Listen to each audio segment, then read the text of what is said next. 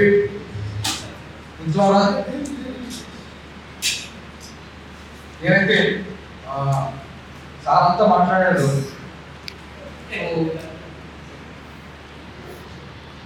Present వర్గీకరణలో మీద మాట్లాడతారు, criminal మీద మాట్లాడతారు 5-10 minutes.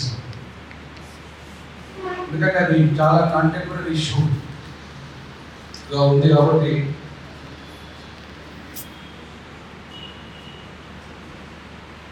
వర్గీకరణ సమస్య ఎందుకు వచ్చింది? ప్రధానంగా 1994లో కాశీనాథ్ గారి మూమెంట్ ఏదైతే మా కొల్లాకి గురువు గారు చెప్పారు, నారాయణ గారు మేము ఏదైతే గురువులాగా చూస్తాను, ఇక్కడ మాకు ఆయన బహుజన పాఠాలు చెప్పాడు బిఎస్పీలో.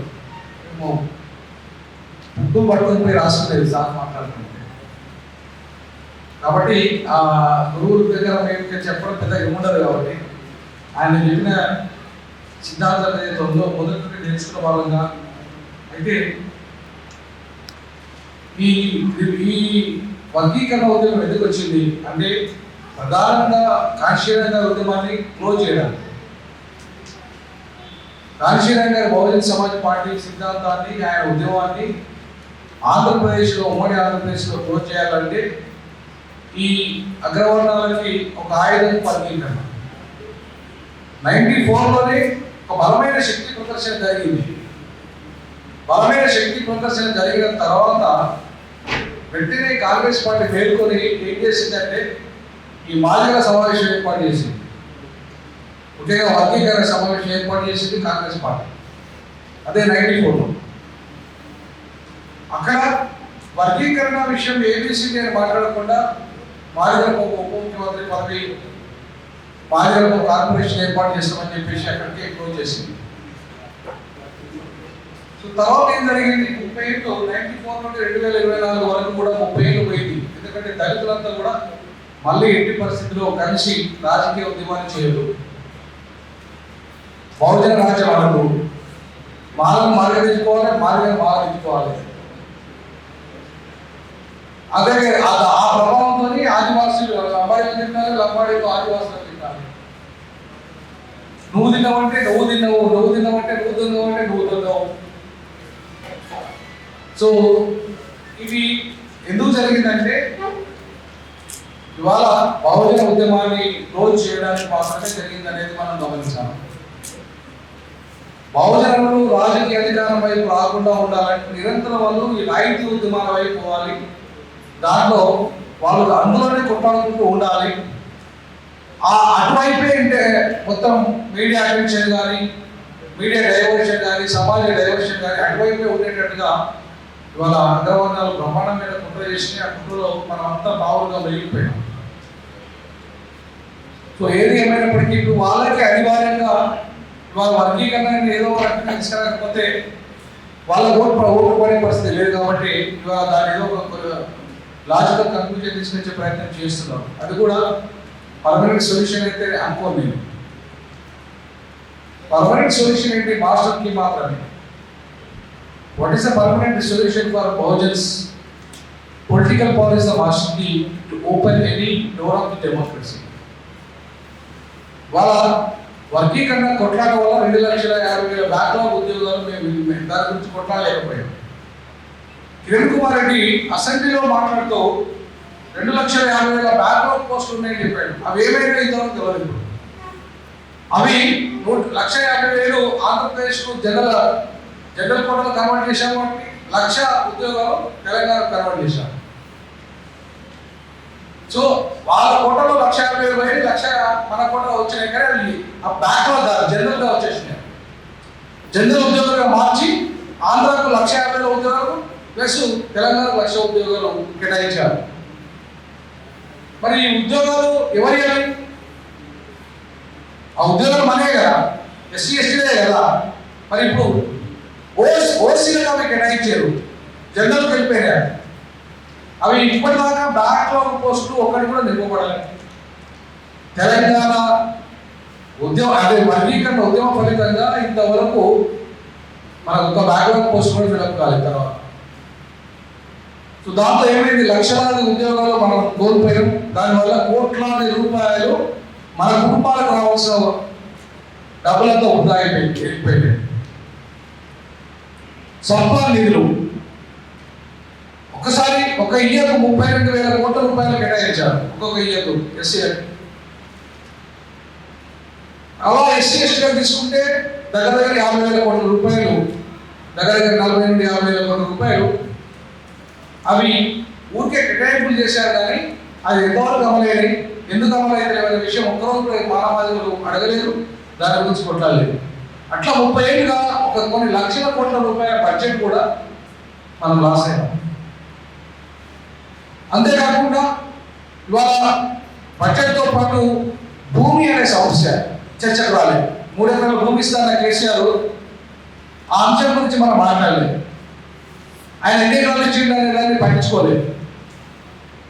దానివల్ల ఒక్కొక్క ఎకరం కనీసం ₹1 కోటి వేసుకున్నా మనకు 3 ఎకరాలు అంటే 3 కోట్ల రూపాయల ఆదాయం రావాల్సి ఉంది. అట్లా మనకి 64 లక్షల ఎకరాల భూములు పంచాల్సి ఉన్నాయి. కానీ ఆయన పంచింది ఎంత? 9,000 ఎకరాలు. అవి కూడా ఎవరిని, రాజశేఖర రెడ్డి హయాంలో ఆయన అలవాటు చేసిన భూమి పంచింది. సో దాంతో ఏమైంది, ఇవాళ ఆ భూమి వాల్యూ ఈ రోజు తీసుకుంటే, ఇవాళ పొద్దున్న యాక్చువల్గా నిన్నే అనుకుంటా నేను అసైన్ భూములకు సంబంధించి ఒక సమావేశం పెట్టారు. 16 లక్షల ఎకరాల భూమి దళితుల భూమి ఇవాళ కబ్జా పూరైపోయింది. అసైన్ భూమి కూడా ఆయన ల్యాండ్ పూలింగ్ పేరుతో టోటల్ అవంతా కూడా కేసీఆర్ హయాంలో దాన్ని ఏం చేశాడంటే అది గుంజేసుకొని కంపెనీలకు కొన్ని ఇచ్చేసుకున్నాడు, తర్వాత కొంతకాల సమాజాలకు ఇచ్చేసుకున్నాడు, రైతు బజార్లకు ఇచ్చేసుకున్నాడు. ఇట్లా 16 లక్షల ఎకరాల భూమి ఎటుపోయిందో తెలియదు,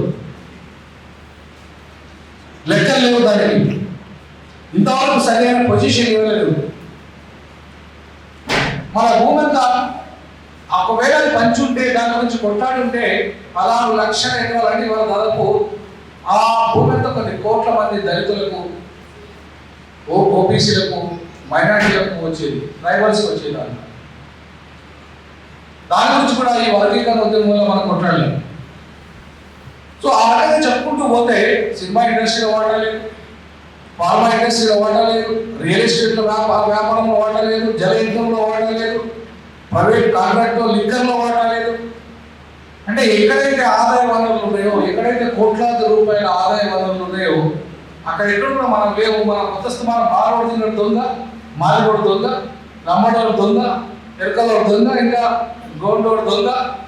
అసలు దొంగలు అనే పాటిని మనం మర్చిపోయి కమ్మోడు దొంగ, రెడ్డోడు దొంగ, బాపనోడు దొంగ అనే పక్కన పడేసి 30 ఏళ్ళుగా పాపం మనకు మనం తిట్టుకోవడమే సరిపోయింది. సో దాంతో లక్షల కోట్ల రూపాయలు రావాల్సిన బడ్జెట్ రాలేదు, లక్షల కోట్ల ఆదాయం మనకు పోయింది, చివరికి ఉద్యోగాలు కూడా రాలేదు. సో ఈ రకంగా మనం ఆ వర్గీకరణ ఉద్యమంలో లాభం పొందామో నష్టపోయినాం.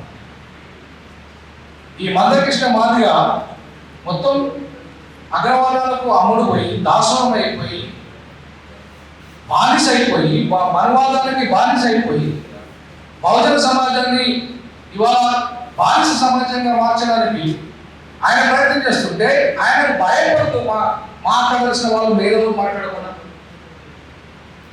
ఇవాళ ఎందుకో మందకృష్ణ మాదిగా మన సమాజాన్ని పర్మనెంట్ వారసత్వం నెట్టేస్తుంటే మాట్లాడకుండా ఉన్నారు. ఎందుకు ఈ హరగోపాలు, బాలగోపాలు, యాదగోపాల్ లాంటి వాడు, కోదండరామరెడ్డి లాంటి వాడు, ఇంకోటి వచ్చి వారు మా బాలలు దొంగలంటే వచ్చి సపోర్ట్ చేస్తున్నారు? మా అరవై స్వామి దేవాలయం కొత్తస్థమానం ప్రొఫెసర్ హరగోపాల్ ఏమని తిరుగుతూ ఉంటాడు. నేనైతే హరగోపాల్ కానీ లేదంటే ఈ అగ్రవర్ణ దొంగల మేధావులు ఎవరైతే ఉన్నారో వీళ్ళెవరికి నేను ఎప్పుడు కూడా వాళ్ళకు సపోర్ట్గా ఉండను. ఎందుకంటే వీళ్ళంతా దాసరాం మన పైకి రండి.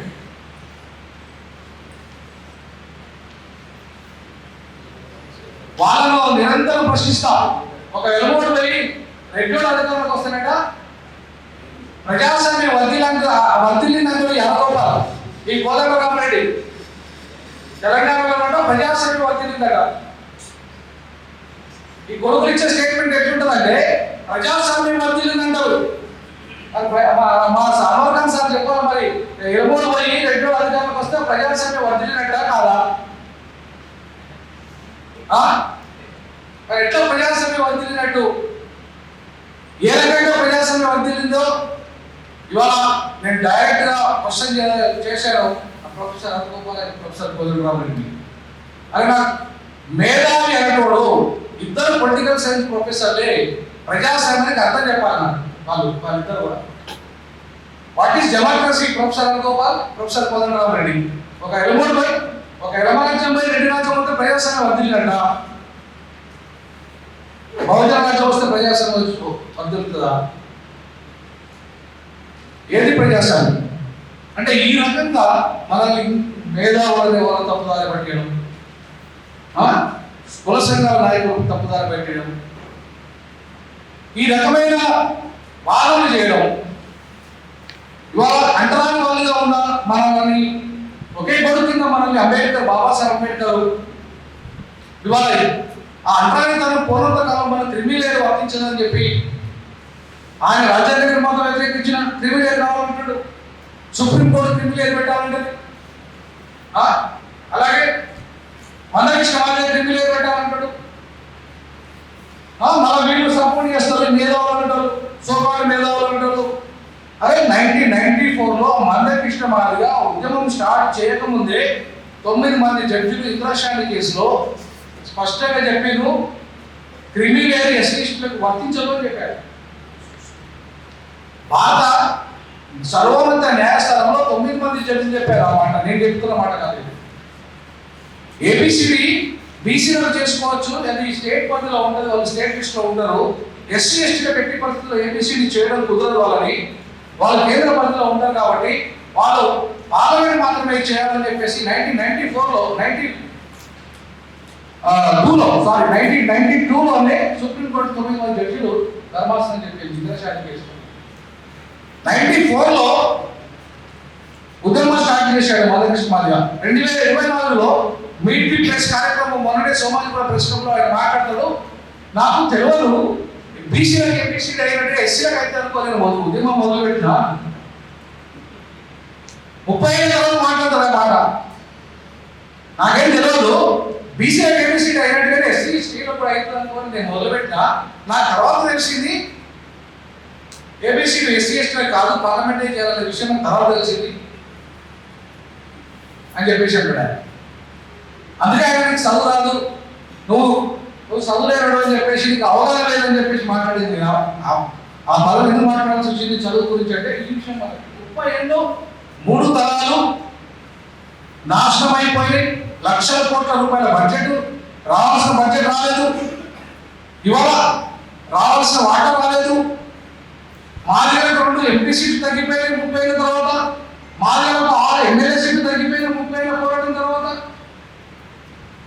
పెరగాల పట్టాల మాదిగ ఉద్యమం 30 ఏళ్ళ బలమైందంటే రాజకీయ ఇప్పుడు మాదిగ ఉద్యమం చాలా బలమైందంటే సీట్లు పెరగాల తగ్గాల. 6 ఎమ్మెల్యే సీట్లు తగ్గిపోయినాయి మాదిగలకు, 2 ఎంపీ సీట్లు తగ్గిపోయినాయి మాదిగలకు. అంటే మాదిగలకు ఈయన ఉద్యమం వల్ల పెరిగిందా రాజకీయ ప్రాతినిధ్యం తగ్గిందా? మళ్ళీ ఇప్పుడేమంటాడు, 2 మంత్రి పదవులు కావాలి మాదిగలకు. ఇలా దామోదర అనేసి మంటోడు మాదిగ కాదు, ఆయన మోచి దమ్ముంటే మాదిగ అని చెప్పుకోమంటాడు. అరే 30 ఏళ్ళు ఆయన సంఘనాయకుడు నువ్వు, కళ్యాణ్ సంఘనాయకుడు నువ్వే, దామోదర సంఘనాయకుడు నువ్వే. ఏమి బాగా అయితే చాలా చంద్రబాబు సంఘ, ఈ సంఘ, ఆ సంఘ లాంటిది ఎవరు? నువ్వే కదా. మరి అప్పుడు గుర్తు లేకపోతే అంటే ఆయనతో మొత్తం అయిపోయింది కాబట్టి మొత్తం డైరెక్ట్ మోడీ దగ్గరికి పోతాను కాబట్టి వీళ్ళతో పని అయిపోయిందా? మళ్ళీ ఆయన పనికిరాడు మంత్రి అంటావు. ఇంత దుర్మార్గాలు నడుస్తుంటే మేధావులు అంటే మాట్లాడకుండా మౌనం వహిస్తూ ఆయన ఉద్యమం ఏదో గొప్ప ఉద్యమం అయినట్టుగా, ఆయన ఉద్యమం మాదిగలకు మొత్తం విముక్తి ఉద్యమం చేసినట్టుగా, లేదా రాజకీయ అధికారాన్ని తీసుకొచ్చినట్టుగా, లేకపోతే మాదిగలు ఎంతో లబ్ధి పొందినట్టుగా ఇవాళ మాట్లాడితే మాదిగ లేదంటే మానవ పుట్టినవాళ్ళు నన్ను ట్రోలింగ్ పెట్టడం. అదే నేను అంబేద్కర్ వాడిని, నేను అంబేద్కరిస్టు, నేను కుల నిర్మూలన వాడిని, నేను మాదిగ వాడిని కాదు, నేను మాదిగ మాల అన్ని కులాలన్నింటినీ నిర్మూలన వాడిని, నేను అంబేద్కరిస్టు. నేను ప్రతి మాల సంఘంలో కూడా అదే చెప్పిన, ఆంధ్రలో ఉన్న అన్ని మాల సంఘాలు పిలిచేయను, మీరు మన వాళ్ళుగా ఉంటారా అంబేద్కర్ వాళ్ళుగా ఉంటారా? మన వాళ్ళుగా ఉంటే నన్ను మాదిగా గుర్తించాడు. నేను నన్ను మాదిగా పిలిచినట్టు నేను రాని చెప్పాను. అంబేద్కర్ అయితే నేను వస్తా, సంపర్కం చేసుకుందాం. రిజర్వేషన్ పంపిణీ చేసుకుంటే తప్పు కాదు, పంపిణీ చేసే విధానం తప్పు ఉంటే దానికోసం చేయాలని. అసలు రిజర్వేషన్ పంపిణీ చేయాలంటే మన రిజర్వేషన్ తెచ్చుకునేందుకు రిప్రజెంటేషన్ కోసమే కదా. కొంతమంది రిప్రజెంటేషన్ రాలేదంటున్నారు, విద్యారంగంలో రాలేదు, ఉద్యోగ రంగంలో రాలేదు, రాజకీయ రంగంలో రాలేదు అన్నప్పుడు ఇవ్వాల్సిన బాధ్యత ఎవరి? రిజర్వేషన్ వల్ల లబ్ధి పొందిన మనకి ఇవ్వాల్సిన బాధ్యత. నేను రిజర్వేషన్ వల్ల లబ్ధి పొందిన తర్వాత నా పిల్లల రిజర్వేషన్ నేను క్లెయిమ్ చేయలేదు. నా పిల్లలు ఇద్దరు ఫార్మర్లు చదువుకున్నారు, ప్రైవేట్ చదువుకున్నారు, వాళ్ళకి ఎక్కడైనా ప్రైవేట్ గా జాబ్ చేసుకునే కెపాసిటీ ఉంది, గవర్నమెంట్ ఉద్యోగాలు సంపాదించుకునే కెపాసిటీ ఉంటుంది. స్వచ్ఛందంగా రిజర్వేషన్ వదులుకున్నా, నేను ఉద్యోగమే వదులుకున్నా. 3 లక్షల ఉద్యోగం, 12 సంవత్సరాల ఇప్పుడు ఉద్యోగం, 5 ఏళ్ళు కూడా మళ్ళా పెంచుడు రేవంత్ రెడ్డి. అదే స్వచ్ఛందంగా క్రిమినల్ ఎస్సీ ఎస్టీలు స్వచ్ఛందంగా వదులుకోవాలి లబ్ధి పొందిన వాళ్ళు. అది రాజకీయ రిజర్వేషన్ వల్ల లబ్ధి పొందిన వాళ్ళైనా, విద్యారంగంలో లబ్ధి పొందిన వాళ్ళైనా, ఉద్యోగ రంగంలో లబ్ధి పొందిన వాళ్ళైనా, ఎవరైతే కొంత అడ్వాన్స్గా ఉన్నారో అడ్వాన్స్ అయిన కమ్యూనిటీస్ మనం స్వచ్ఛందంగా వదులుకొని ఇంకా రాని వాళ్ళకి అవకాశం మనం కల్పించగలిగితే, బాబాసాహెబ్ వారసుగా మనం ఆ నిర్ణయం తీసుకోగలిగితే ఖచ్చితంగా అది మార్గదర్శకమైంది మన సమాజానికి. మనం ఎంత అమలు చేయకూడదు. రిజర్వేషన్ జీవితం మొత్తం మార్చేస్తే ఎంతమంది చదువుకున్న వాళ్ళు ఉన్నారు? చదువుకున్న వాళ్ళు ఎంతమంది కాదు, మొత్తం 10% లేదు, 10 to 15% ఉన్నాం. మన 10% ఉన్న మనం 90% సంగతి ఆలోచించండి. రాజకీయ అధికారం అయిపోయి ఇంకెంతకాలం ఈ రిజర్వేషన్ కొట్లాట, ఈ వర్గీకరణ కొట్లాటలు ఉంటాం. కాబట్టి ఇవాళ ఎవరైతే మాన్యశ్రీ వామేశ్వరం గారి జాతీయ ఉద్యమం ఏదైతే ఉందో, ముఖ్యంగా బ్యాన్సెట్ ఉద్యమం, కాళీశ్రీరామ్ గారి ఏదైతే మొదలుపెట్టిన ఉద్యమం ఉందో, బ్యాన్సెట్ ఉద్యమం ఉందో, అది బ్యాక్వర్డ్ మొత్తం కమ్యూనిటీగా మనలో ఒకటే కమ్యూనిటీగా గుర్తించింది. భారతంతో మనతో ఒకటే బహుజనులము. సో మనమంతా 93%, 85% ఉన్నాం. ఈ తెలంగాణలో 93% ఉన్నాం. సో మనము అధికారం రాకపోవడానికి కారణం ఏంటంటే మన ఆలోచన విధానం. మనం బానిసత్వం మైండ్లో ఉన్నాం. మనం బానిసత్వంలో ఉన్న మైండ్లో ఉన్నాం కాబట్టి మనం అధికారం రామనే ఆలోచన. ఉత్తరప్రదేశ్లో ఎట్లా వచ్చారు అధికారంలోకి? అంశం గారి నేతృత్వంలో ఉత్తరప్రదేశ్లో ఎట్లా వచ్చారు అధికారంలో? ఉత్తర భారతదేశంలో బీసీ ఎట్లా వచ్చారు అధికారంలో? తమిళనాడులో, వీళ్ళందరికంటే ముందు తమిళనాడులో అక్కడ డిఎంకే ద్రవిడ మండలకు ఉద్యమంలో 1920లో ఎట్లా అధికారం వచ్చింది వాళ్ళకి. ఇప్పుడు కూడా అధికారం చెక్కు చెదరకుండా డిఎంకే ఎట్లా కొనసాగిస్తుంది అక్కడ. ఇవాళ మాయావతి గారు రామనాథంతో కలిసి ఇలా ఎట్లా తన అస్తిత్వాన్ని కోల్పోయింది మాయావతి గారు. అదే గ్రామంలో ఒక్క సీటు ఇవ్వకుండా తమిళనాడులో బ్రాహ్మణులను అణచివేసి బ్రాహ్మణుల సవాలుగా విసిరి తమిళనాడులో అక్కడ బౌద్ధ లక్ష్యం నిలుపుకోగలిగాడు. మరి ఆ స్ఫూర్తి తెలుగు రాష్ట్రాల్లో ఎందుకు లేదు? తమిళనాడు స్ఫూర్తి ఎందుకు లేదు? మనకు తెలుగు రాష్ట్ర పెరియార్ ఉద్యమం మన మీద ఎందుకు లేదు? పెరియార్ ఆలోచన విధానం మనకు ఎందుకు రావడం లేదు? దక్షిణాదిలో ఇంత దుర్మార్గాలు జరుగుతున్న దక్షిణాది ప్రాంతానికి మన భాష మీద కానీ, మన భాషల మీద కానీ, మన అస్తిత్వం మీద కానీ, మన అధికారం మీద కానీ, మన సంపద మీద కానీ, మన ప్రజల మీద కానీ నిరంతరం ఉత్తరాది ఆధిపత్యం కొనసాగిస్తుంటే ఎందుకు మన ప్రజలకు సోయకుండా పోయింది? తెలంగాణ పేరుతో ఇంత ఏకమైనది కదా. మరి హిందుత్వ శక్తులకు వ్యతిరేకంగా ఎందుకు కొట్టలేకపోతున్నాం? బ్రాహ్మణవాదానికి మనవాదానికి వ్యతిరేకంగా ఎందుకు కొట్టాలేకపోతున్నాం? ఇవాళ అదే మానసంగమైన ఉరుకుడే, మానసంగమైన ఉరుకుడే. కానీ బహుజనవాదం అంటే ఇలా ఇంత పలసగా ఉండే మీటింగ్. అదే ఒక మానవ సంఘం మీటింగ్ పెట్టండి ఎంతమంది వస్తారు? ఒక మానవ సంఘం మీటింగ్ పెట్టండి ఎంతమంది వస్తారు? ఒక అమర సంఘం మీటింగ్ పెట్టండి ఎంతమంది వస్తారు? అంటే కులం పునాదుల మీద ఒక నీతిని కానీ ఒక జాతిని కానీ నిర్మించలేమన్న బాబాసాహెబ్ అంబేద్కర్ ఆలోచన విధానాన్ని రివర్స్ గా మనం ఆలోచన చేసుకుంటున్నాం. కులం పునాదులతోనే మానవ కులం గొప్పది, మానవ కులం గొప్పది, శాఖ కులం గొప్పది, మంగళ కులం గొప్పది. ఒక ప్రొఫెసర్ పుస్తకాలు రాస్తా ఉంటాడు, మాట్లాడుతూ ఉంటాడు. మానవీకరణ చెందాలంటాడు ఆ ప్రొఫెసర్. మానవీకరణ చెందాలంటాడు. మానవుల సమానత ఉందా? దళితుల సమానత ఉందా?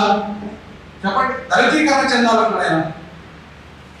ఉన్నదా? సమానత ఉందా? మాదిగలో సమానత ఉందా? నేనన్నా మా మాదిగలో మేము డబ్బులను చేసుకోరు, పెళ్లి చేసుకోరు, మరి మేము సమానతను పాటించలేదా?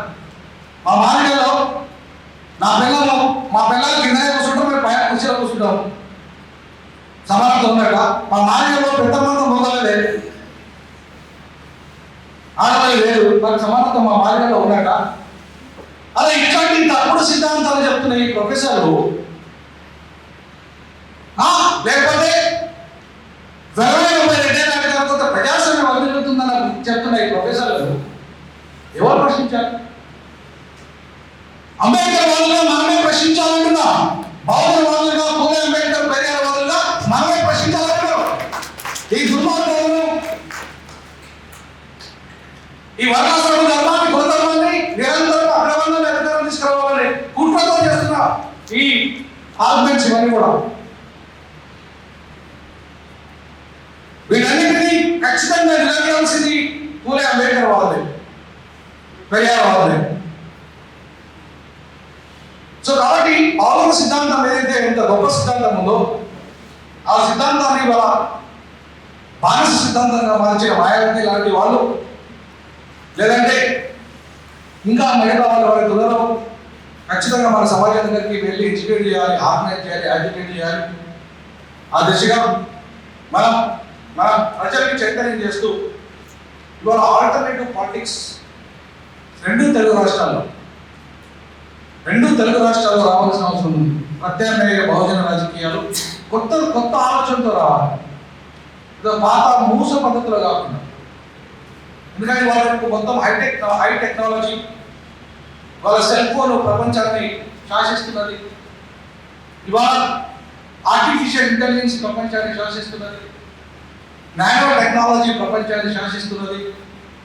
వీటన్నింటినీ ప్రపంచం మొత్తం కొత్త స్థానం సెల్ ఫోన్లో ఉంటుంది కాబట్టి, సో మన వర్గాలు మన ఆలోచన విధానాన్ని ఏ రకంగా చెప్తే అర్థం చేసుకుంటూ అవసరమైతే డిస్కో డ్యాన్స్ చెప్పైనా చెప్పాలి.